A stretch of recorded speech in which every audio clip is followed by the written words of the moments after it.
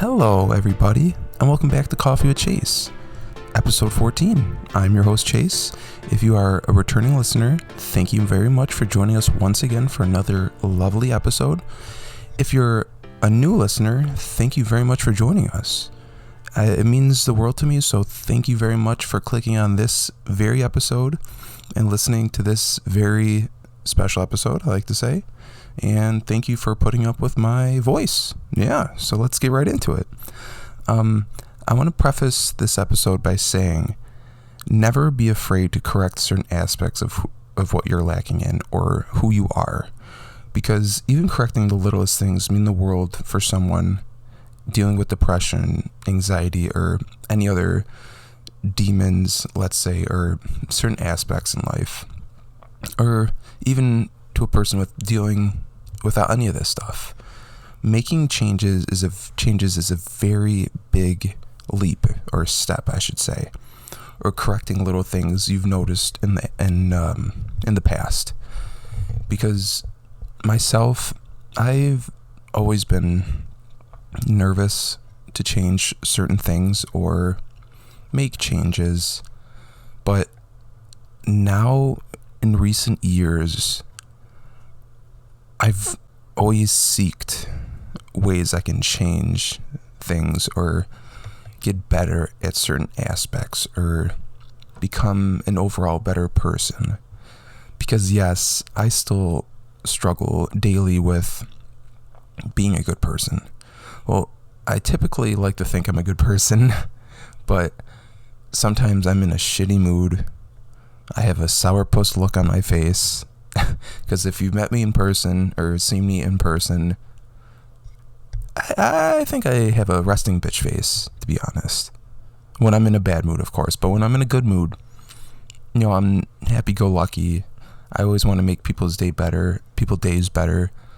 Even when I'm in a bad mood, I always want to make people's days better. But, it's hard sometimes for me, even because every day is a constant struggle. I struggle with even going to the grocery store with a smile on my face. Underneath my mask, of course, because, 2020, COVID, masks. Please follow protocols. This needs to be over with soon. I want to see people smiling when I go outside.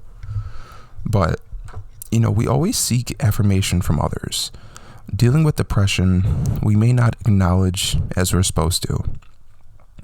Brushing off achievements and doubting yourself seems to be two of the most forthcoming downfalls with depression. Now, starting with brushing off achievements, has anybody ever achieved something or hit a certain mark, target, or hit a certain grade even, and you're just like, there's more to come, that's the best way I can do it. Means anything really. Let's say if you get a 90 or something, you're like, okay, yeah, I got that. But there's more to come, so I can't really focus on this one thing. But trust me, when I say this, focusing on the little things, even cutting the grass, you're damn right I did that.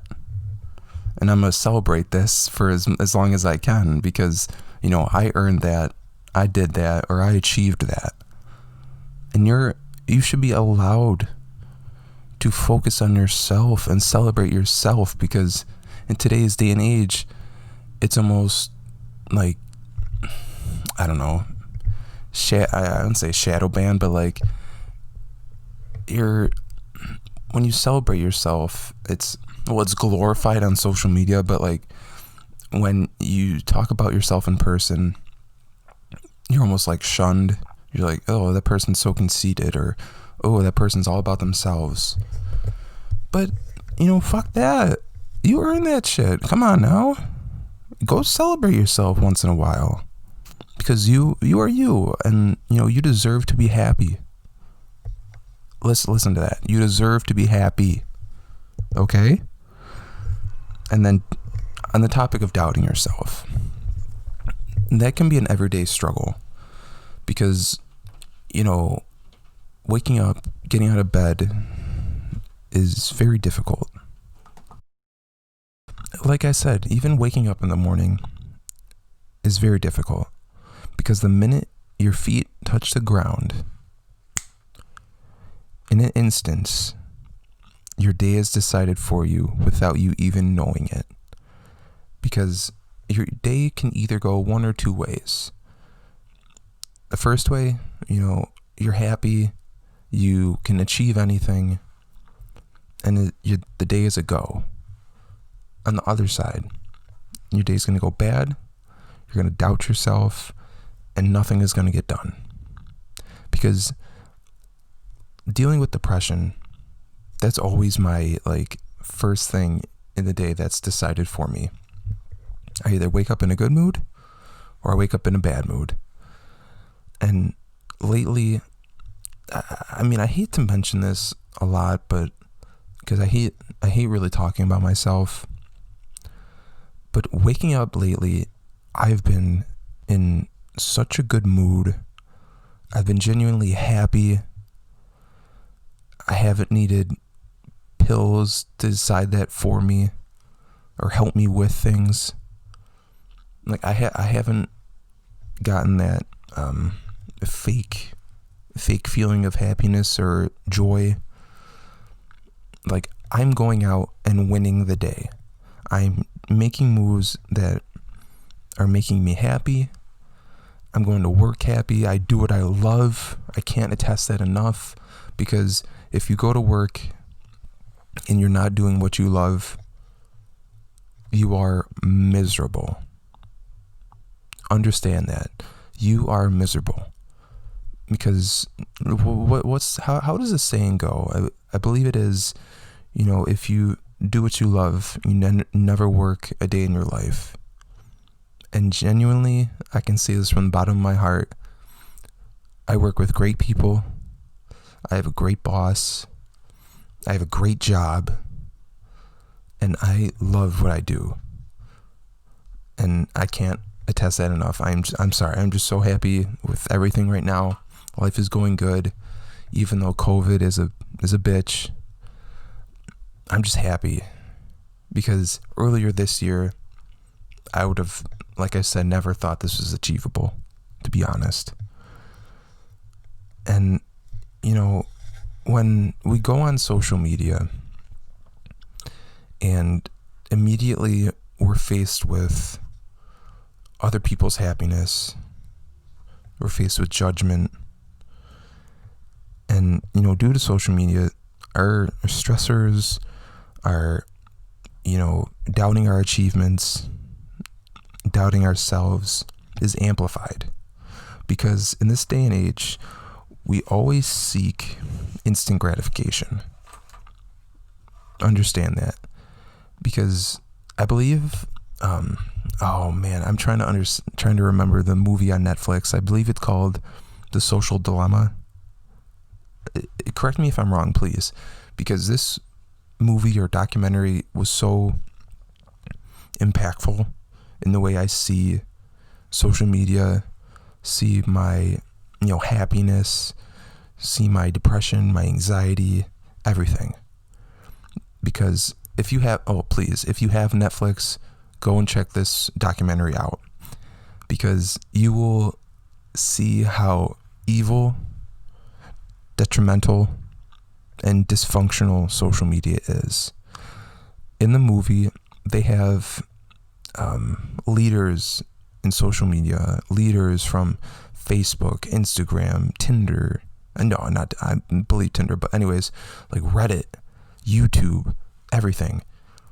And they even come out and say, social media is killing generations or hurting certain generations, because we're always comparing ourselves, doubting ourselves, and we're always comparing our happiness to others. And when I tell you that trend needs to stop right now, that trend needs to stop. Because, person X that's happy, that has everything going for them, that has a great family, great friends, great job, can go on let's say Instagram, Facebook, Twitter, and they can scroll and scroll and scroll, and they can single-handedly pick out people to compare themselves to and say, wow, that person has everything and I have nothing. But maybe that person on the other side posting that photo has nothing, but is happy with the situation they've been dealt, the home, the family, the friends they have been dealt. But they try and make everything, I don't know how to really say this, but like, they make everything of this, the hands or cards they've been dealt. But the person X, with everything going for them and like all the great families and friends, comparing themselves to the other person on the side of the phone, on the other side, is now A, suicidal, B, judging themselves when they look in the mirror, C, trying to make changes to be like that person, and D, they're always doubting themselves now. That's how social media is constructed, to consistently provide perfect images of other people. And even when, a person is posting, let's say, mental health posts or, achievements or, great steps they've made to make changes, that is immediately shadow banned, shoved in the deepest, darkest corners of social media. But the person showing off, their cars, their money,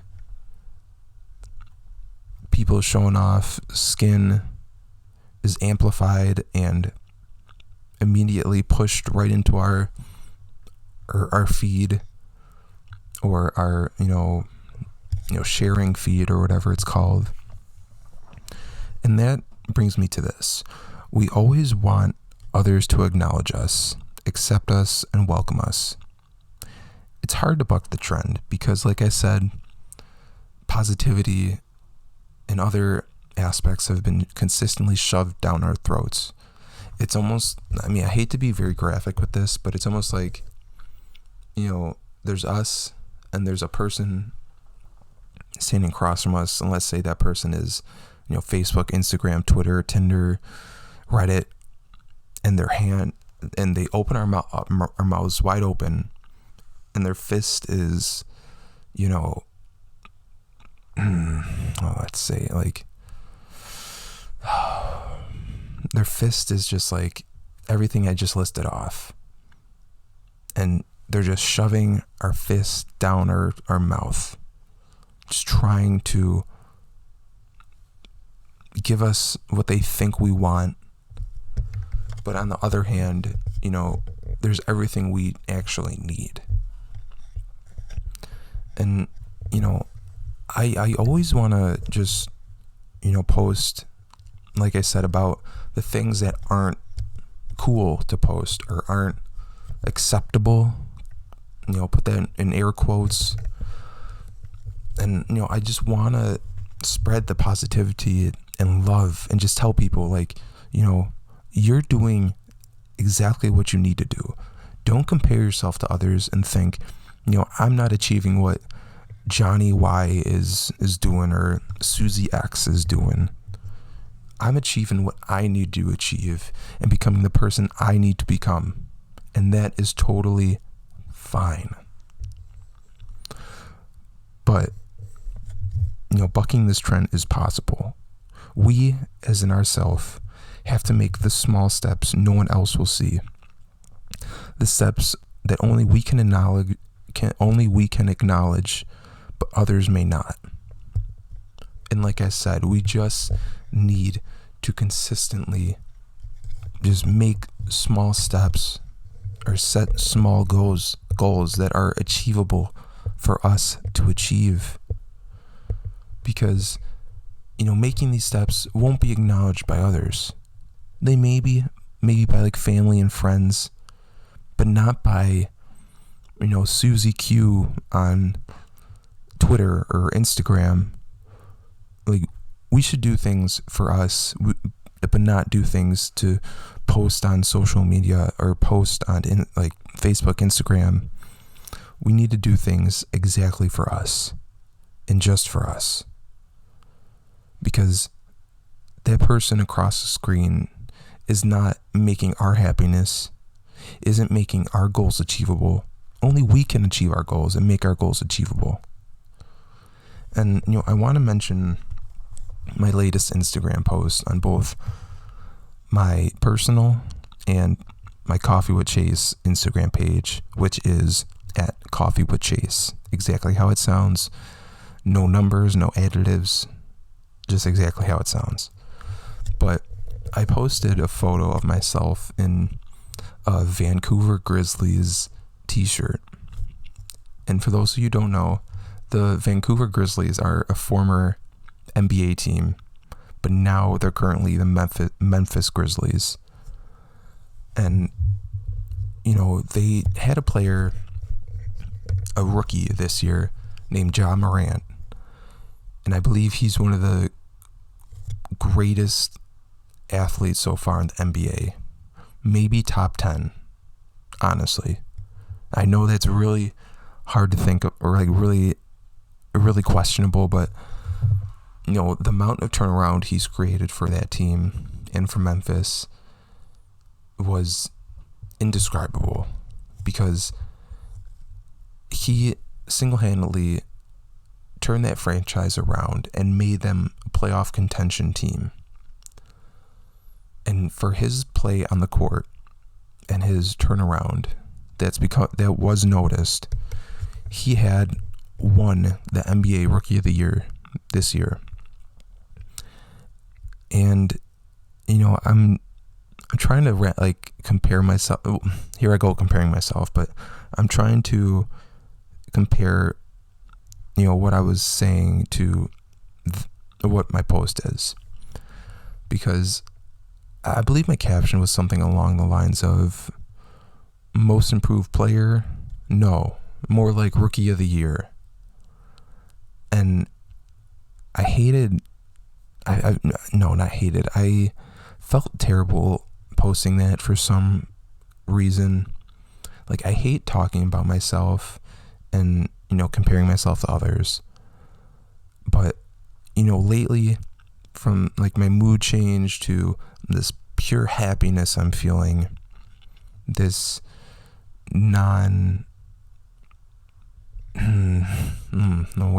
this non-sadness or non-fabricated feeling of happiness is so incredible. It was so unimaginable before. And so, I'm just genuinely excited, happy, outgoing, lucky. Oh, I'm just happy. But, social media has made me feel as if I'm not allowed to post about my achievements or my goals or, my changes in, happiness. Social, it's not acceptable. I'm sorry I had to take a quick pause there, but, I said it's not acceptable. It makes me feel as if it's not acceptable to share my personal achievements, my goals, my happiness. And it all has to be about, curves, money, clothes, cars. And, that's so amplified in our faces. And it makes us feel as if, we're not able to share exactly how we're feeling at that moment. We're not allowed to share when we're sad, when we're depressed, when we're down in the dumps, when we're in the shits, basically. And I will never understand that. But like I said, I want to buck that trend and just go against the grain and just genuinely want to share or want people to tell other people when they're feeling sad, when they're feeling down, because we shouldn't be afraid of asking for help. We shouldn't be afraid of going to somebody and being like, you're like, I'm really fucking upset right now. Do you mind if I talk to you? Like, does that sound that bad? Does that sound that terrible, being able to ask somebody for help? But due to social media, it's very much portrayed as if that's a no-no. Like, we can't do that. We can't ask for help. But like I'm just saying, with my latest post, I just hate talking about myself.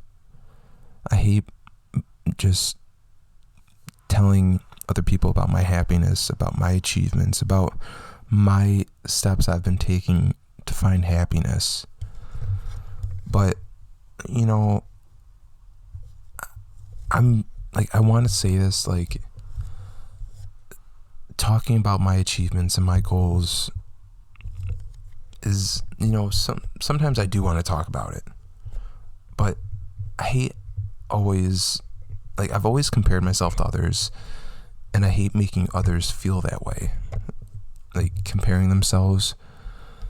And, I was like, does that caption make sense, or is that too off-coming or too braggadocious? But, I sat down and thought about it, and, like, no, like, I'm happy. I want to share what I want to share. Like, I'm not going to be controlled by this monster called social media controlling me like a puppet master, being like, oh, you got to make these moves, you got to do what we tell you to do, or move exactly how we want you to move. And I want to tell you guys a quick story, and then we're going to get out of here. But I want to tell you guys a story about how I won Most Improved Player in high school, playing high school football. And then this one isn't really that important, but how I won Most Improved Player in a bowling recreational league that me and my girlfriend were in. But to start it off, in high school, I was a football player. I played 3 years of football in high school, from my sophomore year to my senior year. And, I wasn't the best. I wasn't really in shape, so I didn't really know how to work out, lose weight, get into shape, get into, seasonal shape. But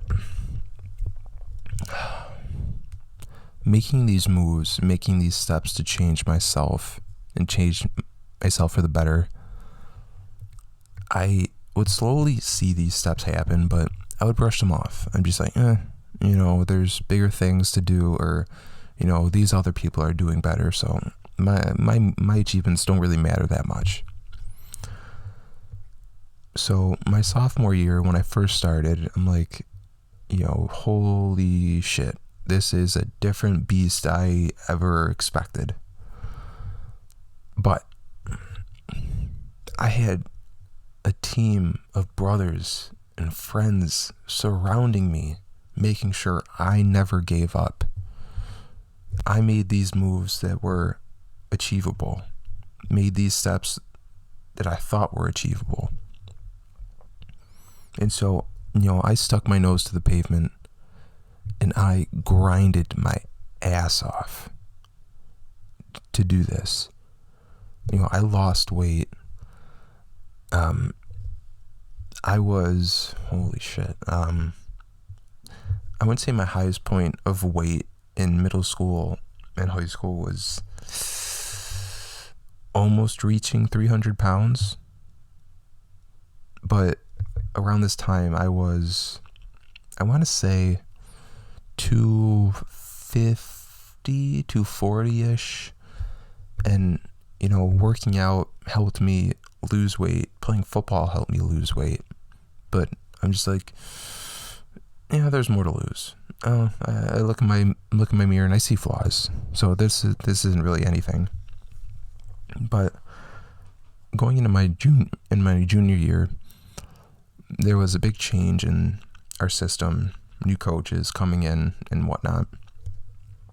And, they didn't really see a lot in me, I'd like to think. So I was sent down to junior varsity. I was the only player sent down. Let me preface that. The only player sent down. And, I took that as a big blow. I'm like, oh my God, I'm not good at this. I'm not good at the only thing I've ever wanted to achieve. But I hit the ground running. I made improvements in every which way possible. I stayed longer in the weight room. I went hard in practice. Yes, I was a hardo in practice. I, tried to remember plays. I kept on, putting myself in, drills. Just telling myself, you can do this.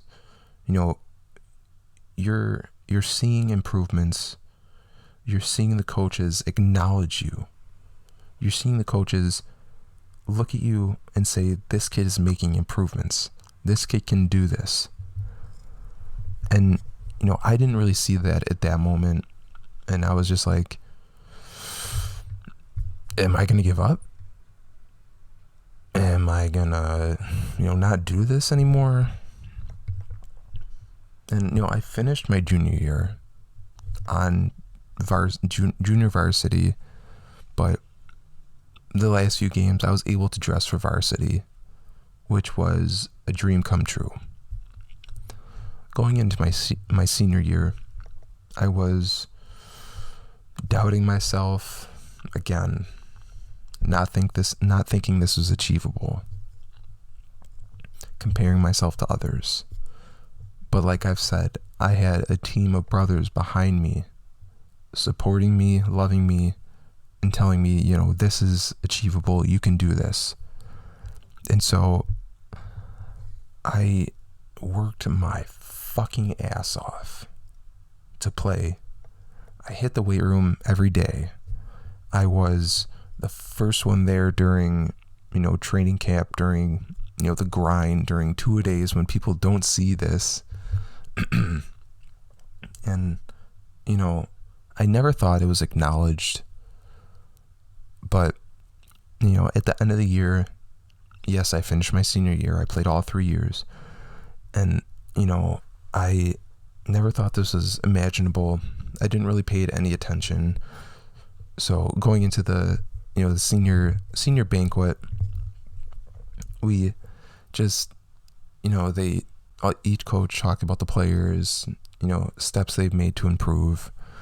And, I just thought, they're just going to say my name, not mention anything. But that wasn't the case. And I saw this as a complete surprise. My coach, he did this for every player, but he delivered little written, typed out letters for each player.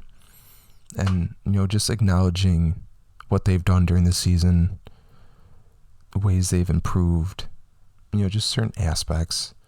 And, reading this letter, I was just like, what? Like, I was speechless because, he mentioned every single thing that I did to, improve. Like, he said, none of this went unacknowledged. You made proper choices, proper decisions, proper steps to become you. Become the player you are today and become the man you are today. And at the end of the banquet, there was the award ceremony. Most improved player, MVP of the team, and other certain awards. But I didn't really think of it as anything. And they were listing off the awards, most improved, and then I think it came most, MVP, and then most improved player.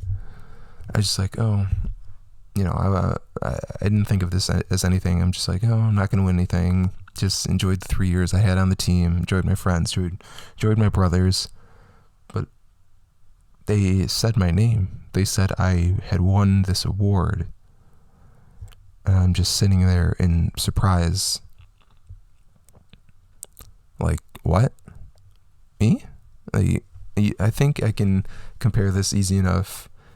Like, it's just like, you sit there, you point at yourself, you'll raise an eyebrow, and you're like saying it in a questioning remark, like, me?